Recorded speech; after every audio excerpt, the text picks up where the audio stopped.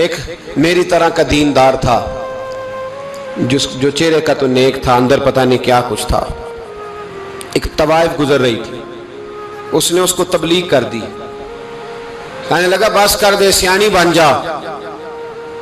تو کسی دانشور نے لکھا ہے اس نے بڑا سخت جواب دیا اس عورت نے. کہنے لگی بابا میں تو جو ہوں وہ نظر بھی آ رہی ہوں، تو بتا جو تو نظر آتا ہے وہ تو ہے کہ نہیں. اس بندے نے چیخ ماری اور بے ہوش ہو کے گر پڑا. تو لوگوں نے کہا بابا آج کسی صوفی کا کلام سنا ہے جو بے ہوش ہو گیا؟ تو اس نے کہا نہیں، آج طوائف کی بات سنی ہے، طوائف کی. اور وہ عجیب بات کر گئی ہے. وہ کہہ گئی ہے میں تو جو ہوں میں نظر آ رہی ہوں، تو بھی تو بتانا، تو بتانا کہ تو دستار امامت پہنتا ہے.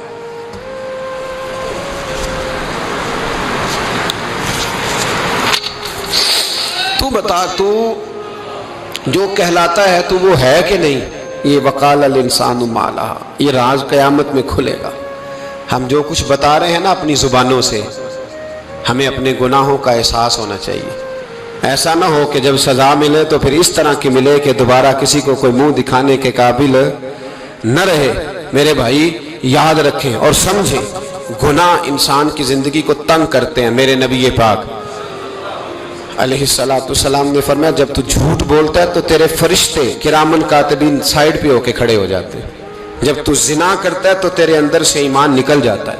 اور نبی پاک علیہ السلام نے فرمایا جب میری قوم میں ناانصافی عام ہو جائے گی تو قتل بھی عام ہو جائے گا. اور سن لو لکھ لینا یہ حدیث دل کی تختی پر. نبی پاک علیہ السلام نے فرمایا جب میری قوم میں بے حیائی اور بدکاری عام ہو جائے گی تو دو سزائیں اللہ دے گا. ایک تو جوان موتیں آئیں گی، جوان بچے کچھ بھی نہیں دیکھا چلے گئے. اور دوسری سزا اللہ یہ دے گا کہ ایسی بیماریاں آئیں گی جن کا علاج نہیں ملے گا، ایسے امراض پھوٹ پڑیں گے. اگرچہ میں آپ کو ایسی تقریر بھی سنا سکتا تھا جس پہ آپ بہت زیادہ محظوظ ہوتے، پر میں نے اس جمعے میں ایسا موضوع چنا ہے جس کا ہمیں خاص ضرورت ہے. بھائی دیکھیں تو صحیح کہیں ایسا تو نہیں کہ ہم ان عیبوں میں مبتلا ہیں. میرے نبی کریم علیہ السلام نے فرمایا جب تم نیکی کا حکم دینا اور برائی سے منع کرنا چھوڑ دو گے پھر اللہ تم پر ظالم حکمران مسلط کرے گا. اور اگلے لفظ اس سے بھی زیادہ سخت ہیں. محبوب فرمانے لگے پھر تمہاری نیک لوگ دعائیں بھی کریں گے تو اللہ وقتی طور پر ان کی دعاؤں کو بھی قبول نہیں فرمائے گا. اس لیے کہ تم لوگوں نے نیکی کا حکم دینا اور بھلائی سے روکنا چھوڑ دیا. عزیزو یاد رکھو جب گناہ عام ہوتے ہیں تو پھر حالات بدلتے ہیں اور لوگوں کو سزا ملتی ہے ان کے گناہوں کی. بلکہ یہاں تک لکھا ہے کہ نیت خراب ہو تو سزا شروع ہو جاتی. کیا خراب ہو؟ بولیے گا. نیت بھی خراب ہو تو سزا. حضرت رومی کہتے ہیں کہ ایک بادشاہ کو پتہ چل گیا کہ ایک آدمی نے بڑا اچھا باغ لگایا ہے، خوبصورت باغ ہے، مالٹے کا، کنوں کا باغ، بڑا پیارا. بادشاہ نے کہا ذرا جا کے دیکھتا ہوں. بادشاہ سلامت باغ دیکھنے آئے تو اب وہ مزدور آدمی تھا، عام آدمی تھا جس نے باغ لگایا، کسان تھا. اس کو کہا کہ چند کنوں توڑ کے لایا تو بڑے پیارے لگے. ایک دو اور لایا، کھائے، بڑے میٹھے، بڑے پیارے، بڑے توانا، بڑا مزہ آیا. تو بادشاہ کے دل میں خیال آیا کہ اس پہ قبضہ نہ کر لوں باغ پہ.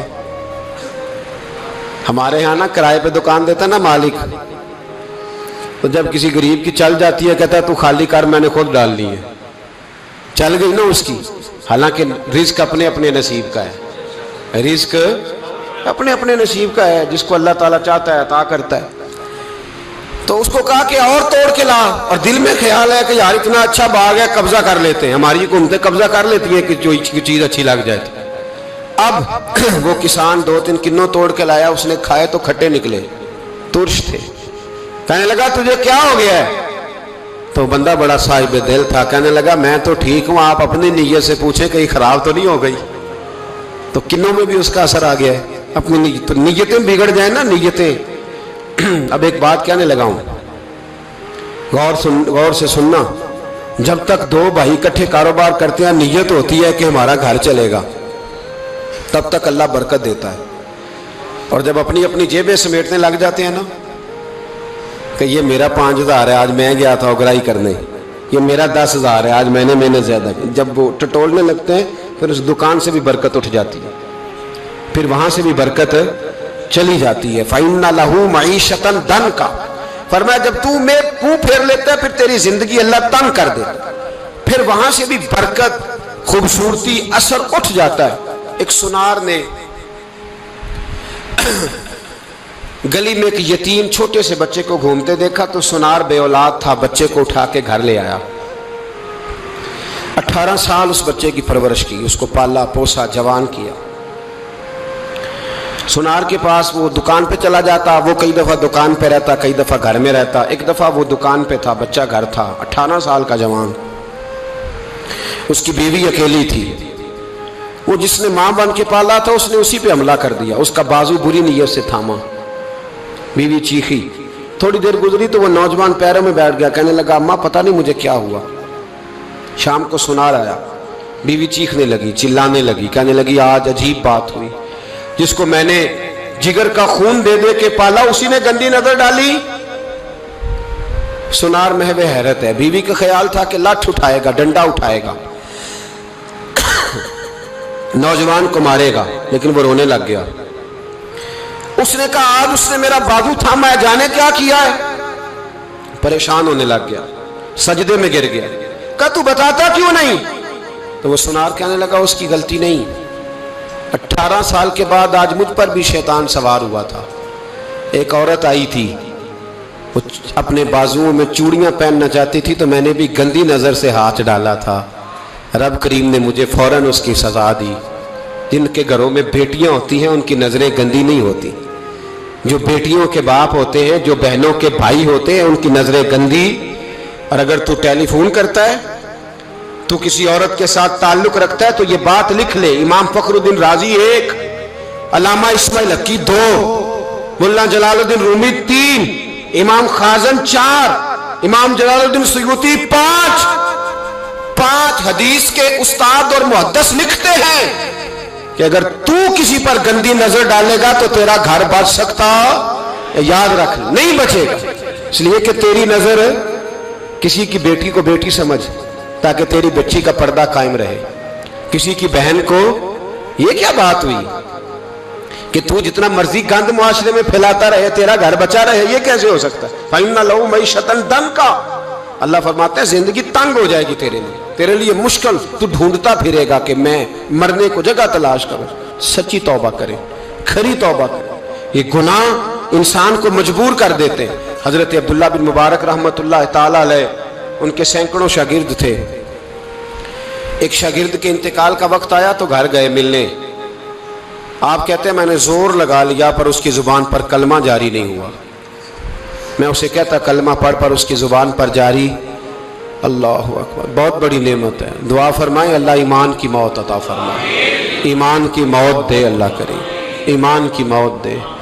ایسے بھی لوگ دیکھیں ہیں، مسجد نبوی ہے، رسول اللہ کا شہر ہے، سر سجدے میں ہے، روح پرواز کر گئی، روح پرواز، کتنا نصیبوں والا ہے، کتنا نصیبوں والا ہے کہ مسجد نبوی میں سر سجدے میں رکھا ہے، اور اللہ تبارک و تعالیٰ نے محبوب کے قدموں میں موت عطا فرمائی۔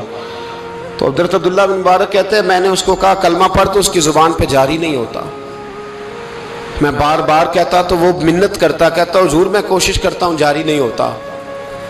فرماتے میں پریشان ہو کے اٹھا، ابھی میں دروازے پہ پہنچا تھا اس نے چیخ ماری اور روح پرواز کر گئی، بچے رونے لگے، بیوی رونے لگی، تو میں نے اس کی بیوی سے کہا کہ یہ جرم کیا کرتا تھا، اتنا بڑا پاپی پہ کلمہ جاری نہیں ہوا۔ اس کی زوجہ کہنے لگی حضرت جی 2 گناہ تھے اس کے، ایک تو یہ شراب کا عادی تھا، روکتی تھی باز نہیں آتا تھا، اور دوسری بات یہ کہ یہ اپنی اماں کا نافرمان تھا، وہ 2 گلیاں چھوڑ کے رہتی ہے، یہ کبھی ملنے نہیں گیا تھا، اس بوڑھی کا کلیجہ اس کی طرف سے بڑی تکلیف میں تھا۔ تو حضرت عبداللہ بن مبارک کہنے لگے جا تو بھی دعا کر اور اس کی ماں کو بھی کہہ دعا کرے کہ یہاں تو یہ کلمہ نہیں اسے نصیب ہوا، اللہ کرے اللہ آخرت کی منزلیں اس کی بہتر فرما دے۔ میرے بھائی ایسے گناہ، حضرت مالک بن دینار نے توبہ کی انہوں نے، کس طرح؟ فرماتے میں نشے کا عادی تھا، کسی نے مجھے کہا کہ بطور دوائی شراب پی لو، تو میں نے پی لی۔ نشے کا عادی تھا، شراب پیتا تھا۔ اللہ تعالیٰ نے بڑی منتوں اور کوششوں کے بعد، منتوں کے بعد ایک بیٹی عطا فرمائی۔ وہ بھی 2.5-3 سال کی ہوئی تو پردہ کر گئی۔ کہتے میں اس کی قبر پہ بیٹھ کے گھنٹوں روتا، شراب کا عادی تھا۔ ایک دن سویا تو خواب دیکھتا ہوں کہ میرے پیچھے ایک بڑا سانپ لگ گیا، اور سانپ جب منہ کھولتا ہے تو انگارہ نکلتا ہے۔ میں پھر دعا کرتا ہوں اللہ ہمیں معاف فرمائے، اللہ ہم سے درگزر۔ میں کچھ قبرستانوں میں جاتا ہوں تو میں سانپ بچھو پھرتے ہوئے دیکھتا ہوں تو ڈر آتا ہے کہ ہم یہاں آنے والے ہیں۔ یہ لوگ کہہ رہے ہیں کہ تمہاری تیاری ہے، کسی وقت بھی اعلان ہو جائے گا کہ چلو بھائی چلو، فلاں صاحب کا جنازہ ہے، اٹھو۔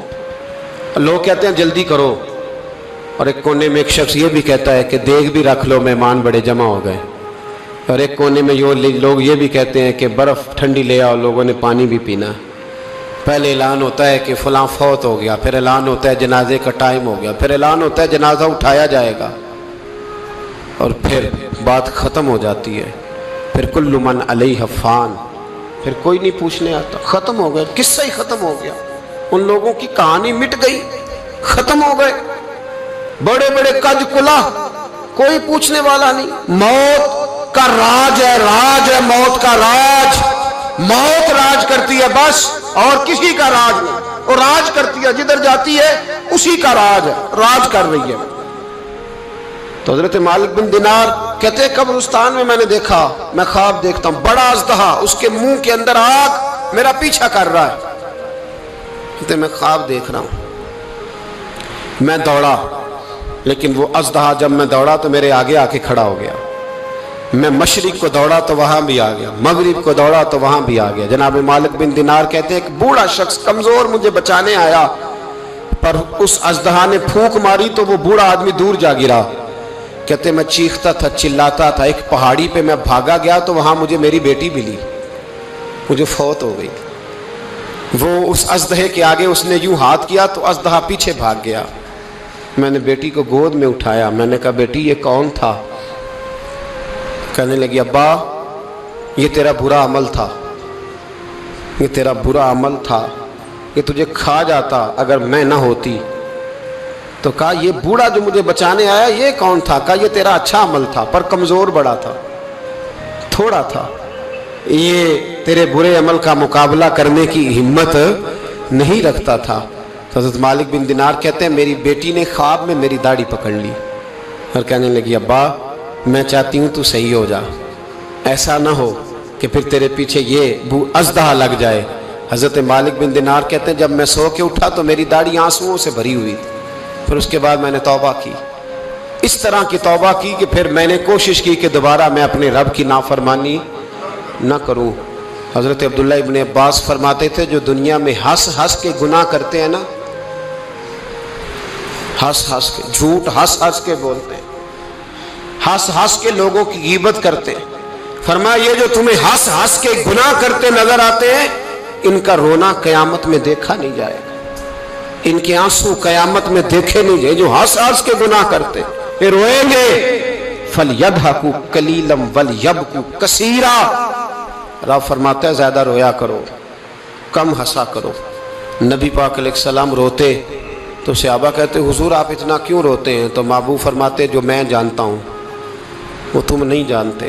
بھائیو قبروں میں اکیلے جانا ہے، کبھی غور کرنا، اکیلے کوئی بندہ ساتھ حساب دینے نہیں جائے گا۔ اماں بڑا پیار کرتی ہے لیکن قبر میں کبھی کوئی ماں بھی ساتھ دفن نہیں ہوتی، اپنا اپنا حساب دینا، مشکل وقت ہے، حساب کر لینا چاہیے، تیاری کر کے رکھنی چاہیے۔ گناہ اگر یہاں ہماری زندگی کو تنگ کریں گے تو وہاں بھی ہمارے لیے مشکلات پیدا کریں۔ نبی کریم علیہ السلام نے فرمایا ہے کہ اللہ بڑا مہربان ہے، اللہ بڑا کریم ہے، اللہ بڑا ستار ہے، اور یاد رکھو جب کوئی اس کی ریٹ کو چیلنج کرے، جب کوئی اس کے قانون کو توڑے، جب کوئی اللہ کی اعلانیہ نافرمانی کرے، پھر رب کریم کی غیرت کو، اس کے عدل کو جوش آتا ہے، توبہ کرے سچی، مسجد کی حاضری دے پابندی کے ساتھ۔ میری آپ سے ہمیشہ یہ گزارش رہتی ہے کہ مسجد کی حاضری پابندی سے دے۔ میں اپیل کرتا ہوں दाढ़ी रख लें, ये मेरे नबी का तरीका है सल्लल्लाहु ताला अलैहि। वापस आ जाए, हमारी बका ना हमारे दीन में है। कोई नहीं हमें रखेगा, कोई नहीं रखेगा, कोई नहीं। मुझे मेरा एक दोस्त रात बता रहा था कि सऊदी अरब में एक शख्स ने 30 साल मेहनत की, तो जब वो मरा है वहीं उसके घर में फ़ोन किया तो उसके घर वालों ने कहा जनाब आपको मुश्किल होगी डेड बॉडी भेजने में, वहीं दफन कर दें। हाँ अगर उसका कोई पैसा है तो वो ज़रा अकाउंट में भेज दें, बच्चियों को ज़रूरत है। ओ भाई तू अकेला जाएगा, तेरे लिए मुश्किल हो जाए। अपने भी साथ यकीन करें, बच्चे दुआएं कराने आते हैं, कहते हैं हज़रत जी दुआ करें अल्लाह अम्मा की सख्ती माफ़ कर दे। इसका मतलब क्या है कि अम्मा अब जाए, अब हमारा नंबर आए। बच्चे तो इंतज़ार कर रहे हैं कि अब्बा जाए और गद्दी पे हमारा नंबर आए। तैयारी है, अकेले जाना है, अकेले सख्त सा मरहला है, अकेले सारा कुछ फेस करना है। आज तौबा करें।